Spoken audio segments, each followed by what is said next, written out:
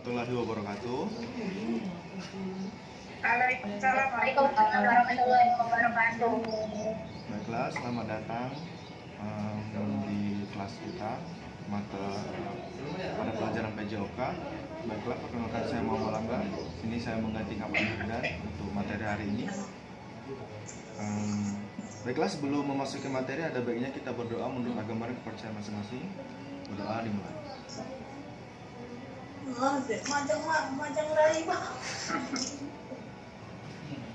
Baiklah, untuk suaranya boleh dimatiin dulu.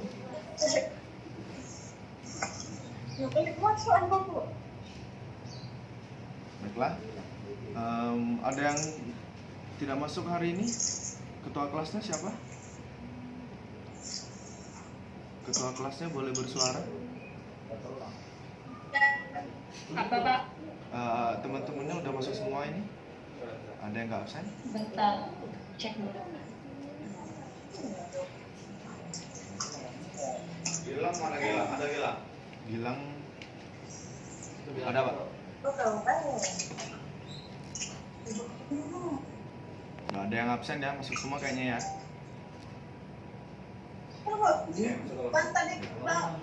Berapa piko lagi nih? Tiga waktu saya waktunya. Siapa? Masuk semua Aisyah ya? Ya, oke. Baiklah, jadi materi hari ini saya akan menjelaskan tentang permainan bola basket ya. Jadi untuk materi kelas 12 itu lebih kepada strategi permainan bola basket. Sebelumnya, ada yang tahu permainan bola basket itu seperti apa? Boleh satu orang kalau yang bisa menjelaskan?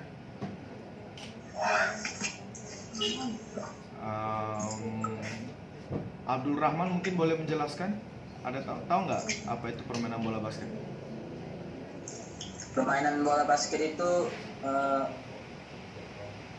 bermain bola basket yaitu ketika kita mau memegang bola, tujuannya untuk memasukkan ke ring basket tersebut dan mendapatkan poin. Ya, jadi permainan bola basket itu bola keranjang ya intinya ya.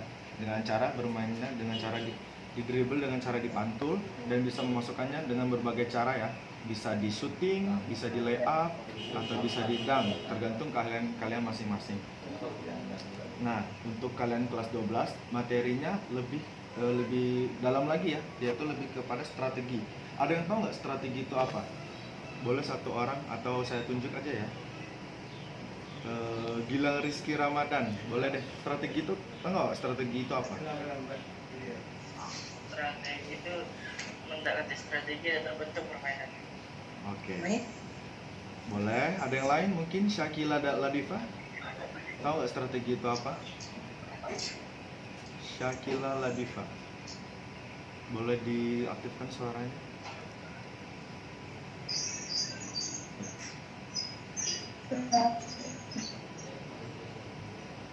Tahu?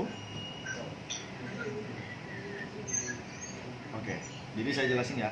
Jadi strategi itu adalah usaha yang dijalankan untuk menerobos daerah pertahanan lawan sehingga dapat membuahkan hasil atau angka, dan itulah yang disebut namanya strategi. Jadi di dalam permainan bola basket itu ada strategi bertahan dan strategi untuk menyerang.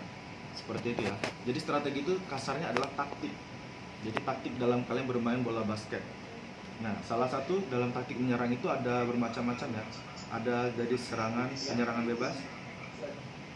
Iya, Pak. Oke. Baik, saya lanjutkan. Jadi penyerangan itu ada terbagi 4 ya. Ada penyerangan bebas, penyerangan kilat berpola, dan penyerangan berpola.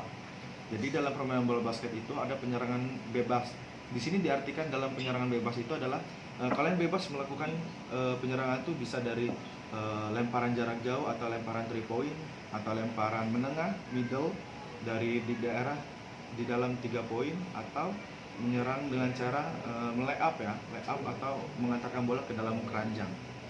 Itu adalah penyerangan bebas. Nah, sedangkan dalam penyerangan kilat adalah pada saat kita kena serang, terus tim lawan bisa memasukkan atau tidak bisa memasukkan bola, dan saat itulah kita menyerang dengan secara kilat, dengan cara bisa melemparkan langsung kepada pemain terdepan kita, dan teman kita itu memasukkan bolanya juga secara bebas ya, bisa lay up atau shooting menengah atau shooting jarak jauh. Itu serangan kilat. Sedangkan penyerangan kilat berpola itu hampir sama seperti serangan kilat yang tadi saya jelaskan. Cuman perbedaannya adalah di sini mereka biasanya mengandalkan teman yang lain. Terkadang kan pada saat kita menyerang itu ada lawan yang juga sudah mulai bertahan. Nah, disinilah gunanya penyerangan kilat berpola agar bisa menghasilkan poin. Jadi tekniknya itu biasanya berdua atau bertiga secara kilat. Jadi mengoper ke depan dan mengoper lagi ke teman atau oper lagi ke teman baru bisa menghasilkan poin. Itulah namanya serangan kilat berpola. Sekarang penjelasan yang terakhir atau penyerangan bola berpola. Baiklah, penyerangan berpola itu lebih kepada diatur pada serangannya. Dalam permainan bola basket terdapat 5 pemain. Ada center, ada power forward, small forward, shooting guard, dan playmaker. Di sini kelima pemain ini berperan penting dalam penyerangannya dan mempunyai fungsinya masing-masing. Untuk kepada power forward dan center itu adalah biasanya orang dengan kriteria yang berbadan besar dan tinggi, dan biasanya pemain yang berbadan besar itu mengandalkan badan mereka untuk menambah poin dengan cara menyerang di dalam poin, menyerang di dalam pertahanan lawan. Sedangkan jika point guard, shooting guard, dan small forward itu biasanya mereka menyerang pertahanan lawan itu dengan menggunakan akurasi tembakan jarak jauh mereka. Sampai sini paham? Jika paham boleh mengangguk. Baiklah, terima kasih. Sekarang saya akan jelaskan strategi tentang bertahan. Jika tadi menyerang, sekarang strategi tentang bertahan ya. Baiklah, ada yang tahu bertahan itu apa? Boleh satu orang atau saya pilih aja kali ya. Alia Khairunisa, boleh diaktifkan suaranya. Alia Khairunisa. Oke, terima kasih. Tahu nggak bertahan itu apa? Bertahan dalam permainan bola basket. Secara singkat aja, secara yang kamu tahu aja. Taktik bertahan atau pola bertahan? Taktik bertahan. Taktik bertahan adalah pemain bertahan dalam dan pasif menerima serangan lawan dengan harapan adanya kesalahan dari penyerang. Ya, kurang lebih udah seperti itu, udah benar ya. Udah benar garis besarnya, tapi saya jelaskan lagi secara singkat ya. Jadi bertahan itu adalah pola bertahan atau suatu usaha yang dijalankan oleh tim bertahan dalam rangka menghalau serangan lawan atau benar tadi kata si Alia tadi ya, menunggu kesalahan dari lawan ya. Jadi boleh suaranya dimatikan dulu sementara ya. Terima kasih. Ya, itu jadi bertahan ya. Jadi bertahan itu adalah suatu usaha. Jadi kalian tuh mengusahakan bertahan semaksimal mungkin saat sedang diserang oleh lawan.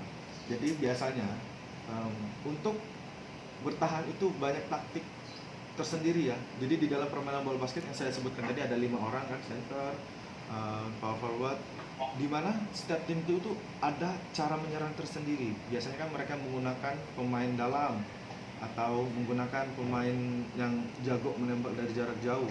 Nah, jadi cara bertahannya mempunyai strategi sendiri-sendiri.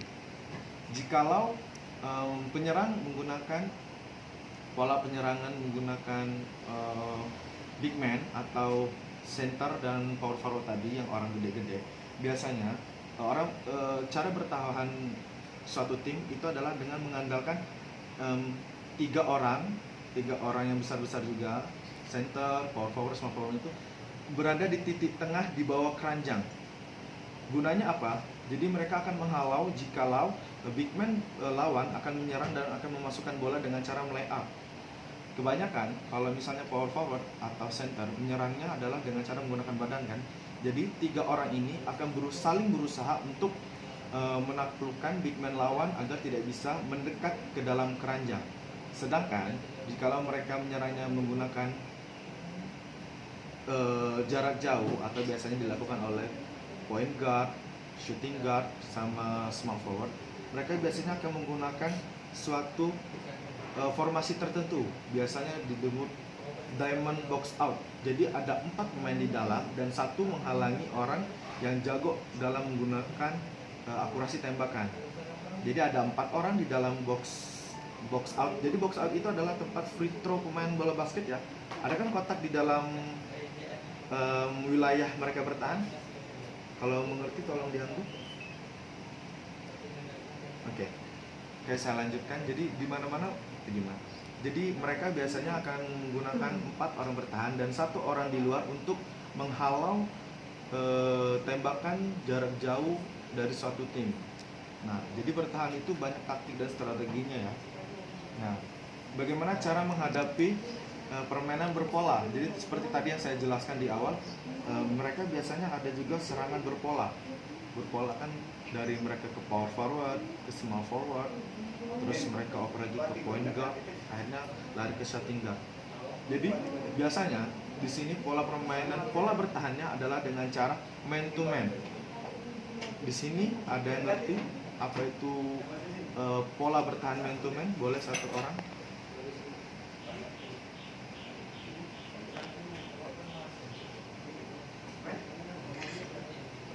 Atau saya tunjuk aja ya.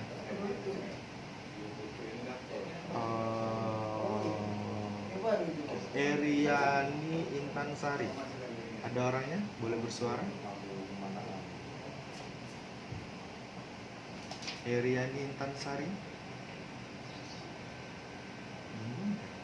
Iya Pak. Bisa kamu jelasin nggak apa itu pertahanan dengan cara man to man? Tahu nggak?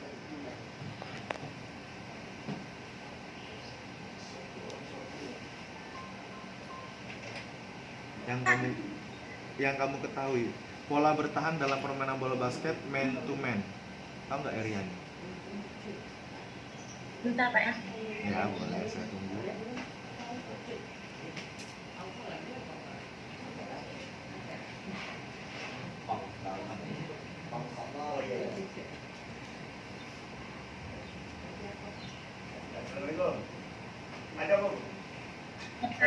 Pertahanan salah satu lawan man to man Pak tadi Pak. Ya, man to man.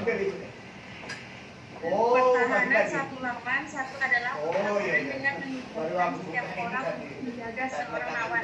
Bentuk pola pertahanan 1 lawan 1 dapat disesuaikan keterampilan tim dan anggotanya seperti 1. Pertahanan 1 lawan 1 dengan tetap, 2. Pertahanan 1 lawan 1 dengan ganti jaga, 3. Pertahanan 1 lawan 1 dengan penolong.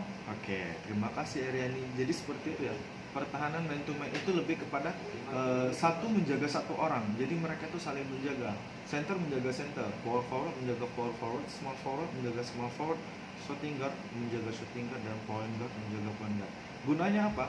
Di sini mereka akan saling menekan dan saling menghalangi. Jika terjadi kesalahan pada tim penyerang, itu akan berbuah baik, mendapat serangan balik dari pemain bertahan. Jadi pola bertahan man to man ini paling sering digunakan dalam permainan bola basket. Kenapa? Karena di sini kita bisa menekan lawan sampai mereka tidak bisa menyerang kembali. Jadi paling efektif adalah dengan cara pertahanan man to man. Baiklah, sampai sini ada yang ingin ditanyakan anak-anak sekalian? Boleh bersuara?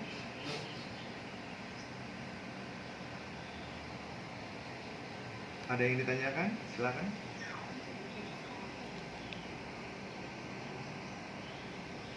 Tidak ada? Oke. Kayaknya nggak ada ya. Apakah penjelasan saya tadi cukup jelas? Apa ada yang ditanyakan lagi? Silakan. Boleh bersuara kalau ngerasa cukup? Jelas. Jelas ya. Oke. Cukup jelas. Baiklah. Kelas. Oke, terima kasih. Baiklah. Mungkin cukup sekian yang saya jelaskan tentang permainan bola basket dan strateginya. Terima kasih atas perhatiannya. Baiklah, mengakhiri pertemuan pada hari ini. Berdoa menurut agama dan kepercayaan masing-masing. Berdoa dipersilakan.